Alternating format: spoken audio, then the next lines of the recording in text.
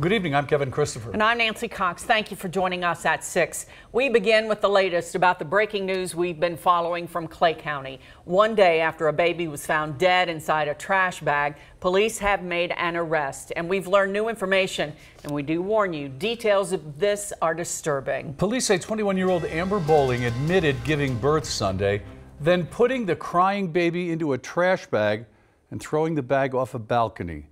An autopsy revealed the newborn suffered a cranial fracture, a brain bleed, and broken ribs.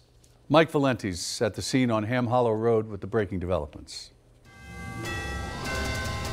Police arrested 21-year-old Amber Bowling a day after the body of a newborn baby was discovered inside a trash bag outside the apartment complex behind me.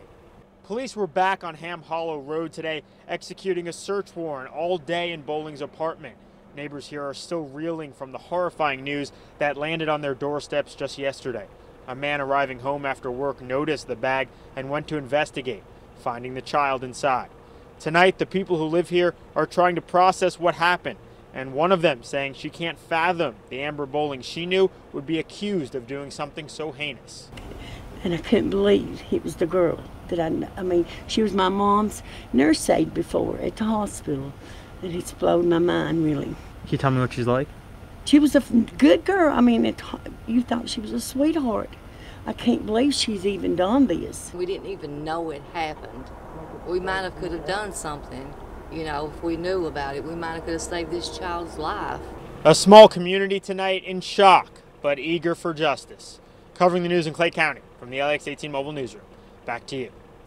And now to the latest about a developing story in Jessamine County. Hazmat crews quickly got to work after a truck carrying 8,000 gallons of gas and diesel tipped over, causing the fuel to leak onto one of Nicholasville's busiest intersections. It happened at US 27 and Main Street. And while traffic was shut down for hours, crews made sure the truck didn't explode. Carolina Buchek joins us with a look at the progress.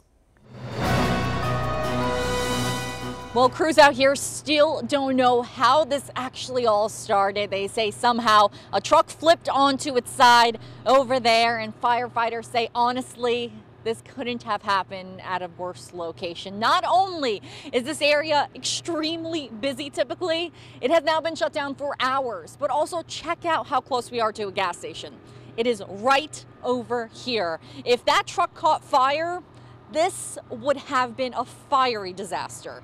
Now, luckily, out of the 8,000 gallons of fuel on board, only about 100 leaks, so firefighters say that's the good news. But the bad news is there are still thousands of gallons on board that truck, and crews are worried that if that becomes unstable, it can still catch fire. Now, so far, they've drilled into the truck and they're vacuuming the fuel out, but it'll take hours to finish that. So that means this road will be shut down. So no way in and also no way out. People in this area have been stuck at nearby restaurants for hours. We did try to leave, but of course the police and the first responders out there, you know, sent us back and said there'd be a few more hours due to safety concerns. So lunch here for many people is now turning into dinner, and everyone is just patiently waiting until crews can clean this up and do so safely. Covering the news in Nicholasville from the LEX 18 Mobile Newsroom, back to you. The man who police say caused the murders of 3 members of an Eastern Kentucky family is now in custody. Paul Douglas Sizemore was picked up in Leslie County today on charges he tried to kill a state trooper on the same night as those murders. Michael Burke has more about Sizemore's arrest in the big story at 6. It's a difficult day for Jeremiah Caldwell as he's digging the graves for 3 people he cared for very much. Nobody was expecting nothing like that, and they was good people. They went to church, you know, and they'd help you, do anything they could for you. I mean, the whole community has lost, you know, good people. On Monday, police say 3 members of the Bowling family were killed here on Wolf Creek Road. Now the man police have in custody has been charged in connection to those murders. Paul Douglas Sizemore was arrested this morning in Leslie County and has also been charged with attempted murder of a state trooper. For an incident involving Trooper Ethan Lewis on Monday. KSP would not confirm a Manchester Enterprise report that Sizemore is the same man who served 15 of a 20-year sentence for the murder of then Hazard Community College student Ruth Ann Osborne. But he has a long history of run-ins, including a probation violation, so it is certainly a relief to everyone here that he's now off the streets. You just see the peace in them, you know, everybody's, you know, happy, and, you know, I say everybody will sleep better than that. And a sense of peace for Jeremiah. in the work he's having to do for his friends.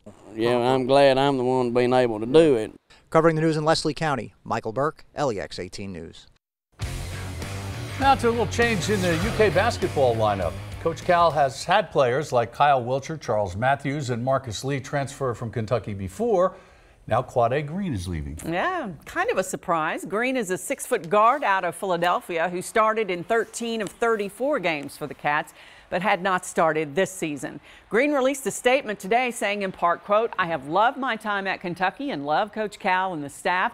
This was a difficult decision and one I didn't take lightly," end quote. Back in the summer, Green said he wasn't thinking about transferring.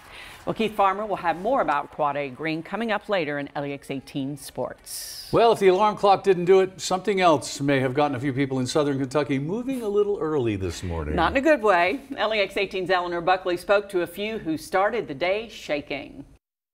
I was asleep, and it just shook the house real bad and woke me up. Vonda Courtney wasn't the only one to be awakened by an earthquake early this morning. Much of Wayne, MOCREARY, and Whitley County also felt the hit, but many people didn't register what it was at first. When I laid back down in bed, and I got a sore back, and I was rubbing on it, and I thought, oh, it's starting to move, it's starting to move, and then boom, it kind of went, and it moved again, and it lasted about 16 or 17 seconds, it felt like. That earthquake originated in Decatur, Tennessee, and registered a magnitude of 4.4.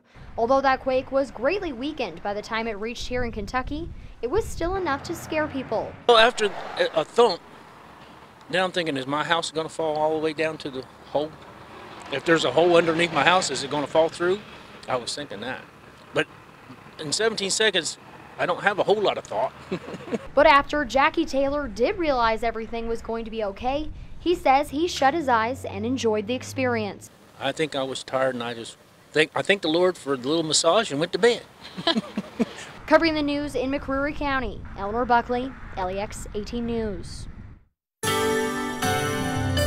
And earthquakes in this part of the country are not that uncommon, as there is a small seismic zone that runs through eastern Tennessee. And of course, then with the bedrock that we're seeing even here in Kentucky, those vibrations radiated on up through southern Kentucky very early this morning. Now today, weather-wise, we warmed things up. Temperatures were in the 50s for most of us, and that's where we still are at this hour.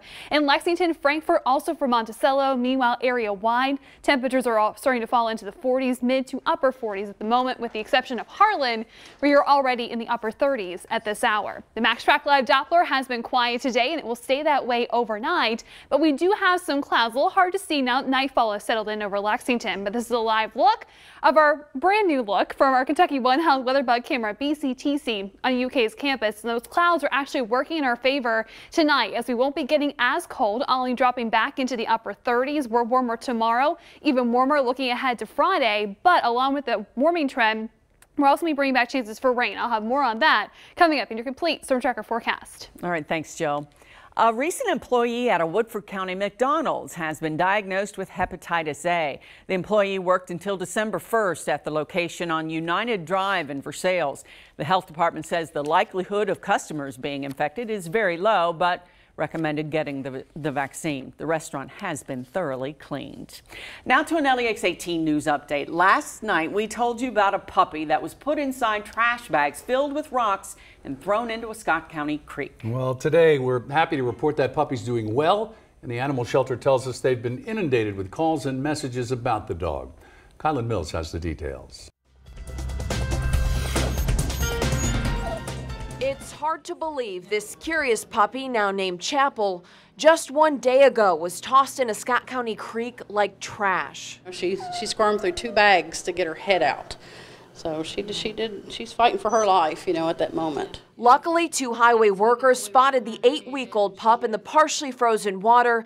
They say she was trapped inside of trash bags filled with rocks. It's hard to put in words what someone was thinking when they decided to do that. The highway workers brought her here to the Scott County Animal Shelter. They rushed her to the vet, got her whatever attention she needed, which she obviously bounced back from pretty quickly. Animal Control Officer Cindy Grill says while the cruelty is shocking, the response since they posted Chapel's story on Facebook has been even more shocking. Just overwhelming. We could not keep up with just the comments, let alone, you know, any private messages that we received and emails. Hundreds of thousands at this point. Grill says they believe Chapel is deaf and partially blind, so she'll go to a special needs rescue organization.